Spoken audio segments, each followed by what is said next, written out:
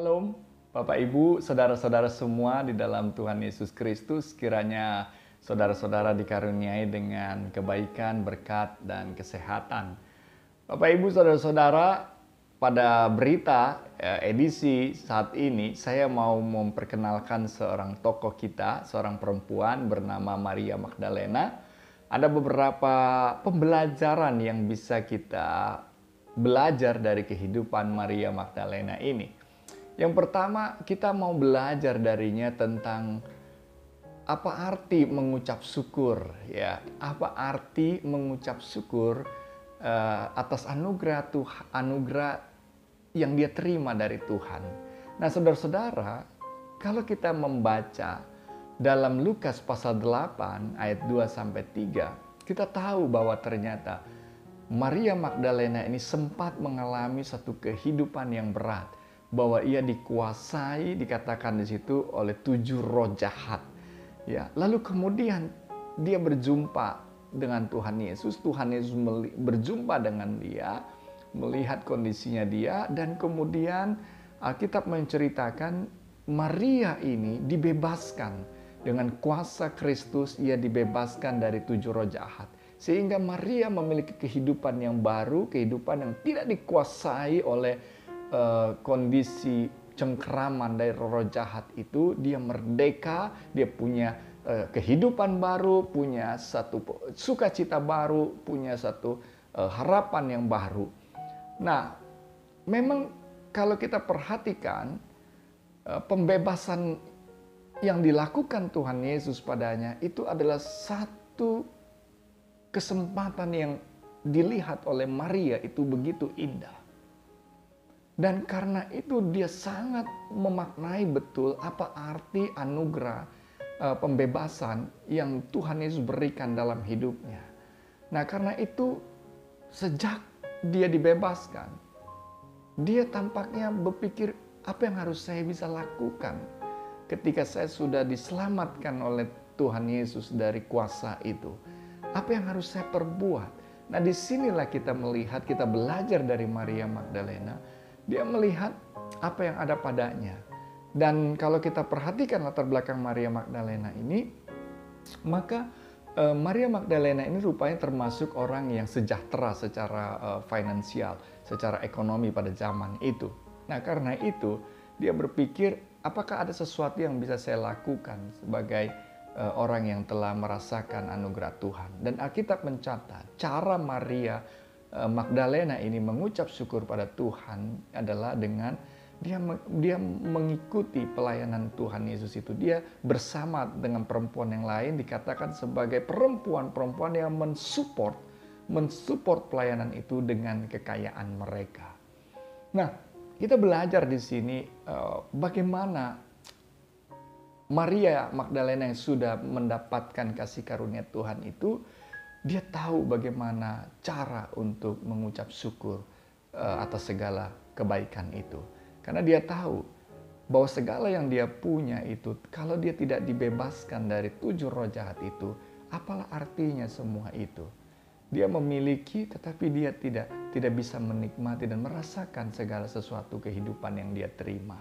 Nah, karena itu ketika dia menerima kembali kehidupannya, maka dia mempersembahkan kehidupannya itu, apa yang dia miliki itu, dalam rangka untuk mensupport sebuah pelayanan yang ada. Lalu yang kedua, kita belajar tentang apa? Kita belajar tentang keberanian dan kesetiaan dari Maria. Saudara-saudara, kalau kita membaca bagian Injil, misalnya di dalam Injil Yohanes pasal 19 ayat yang ke-25, saudara melihat di situ sebuah catatan. Pada waktu Tuhan Yesus disalib, ketika para murid laki-laki itu pergi, ya, kita tahu cerita itu, menjauh, menghindar karena mereka takut dan sangat khawatir gitu ya. Tetapi Alkitab katakan bahwa ada tetap orang-orang yang berada dekat dengan salib itu. Tidak banyak memang, dan salah satu dari orang yang tidak banyak itu adalah Maria Magdalena. Maria Magdalena berdiri di dekat kaki salib Yesus pada saat orang lain menjauh. Maria Magdalena berdiri di dekat kaki Yesus Pada saat dia tahu bahwa ancaman itu ada, tantangan itu ada.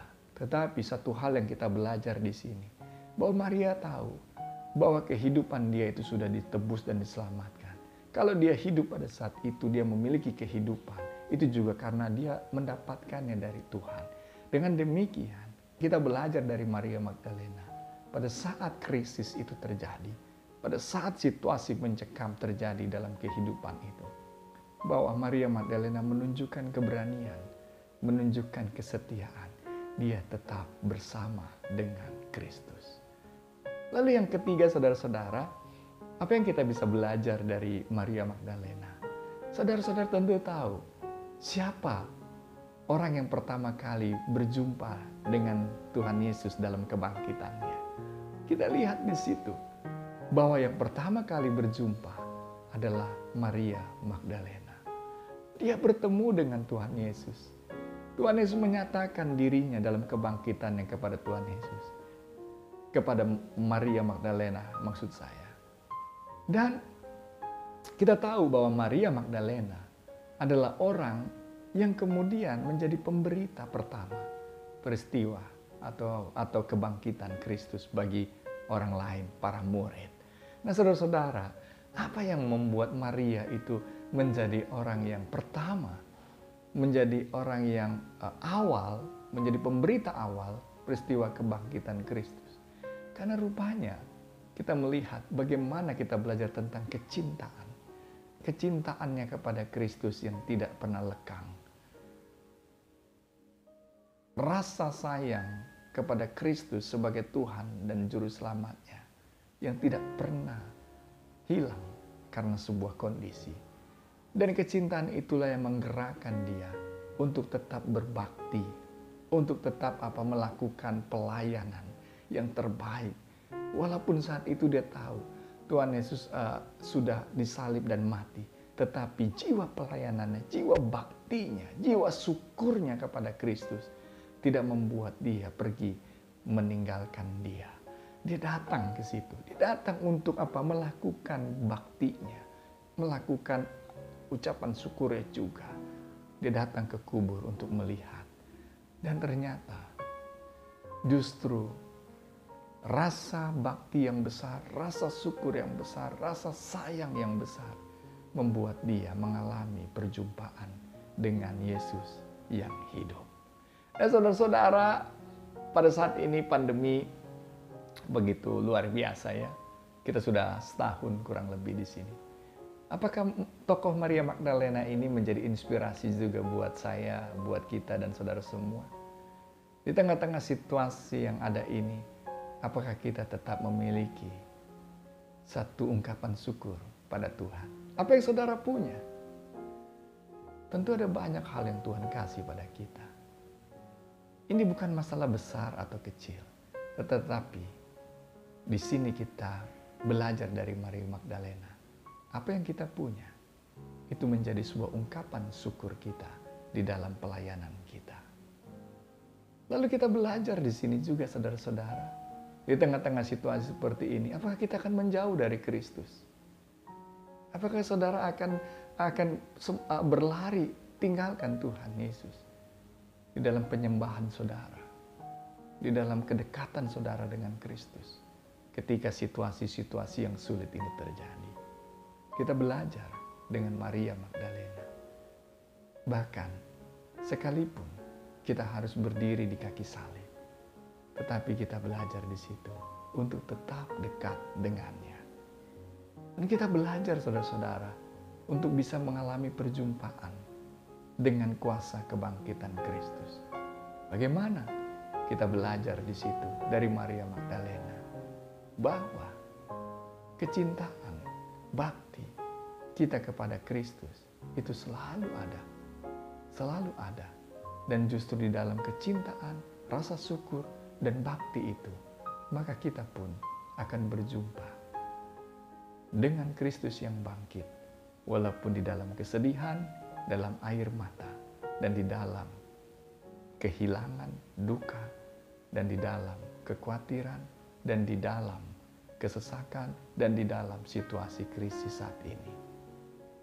Kecintaan pada Tuhan, rasa syukur kepadanya, bakti yang kita ingin selalu ada, kita berikan untuknya.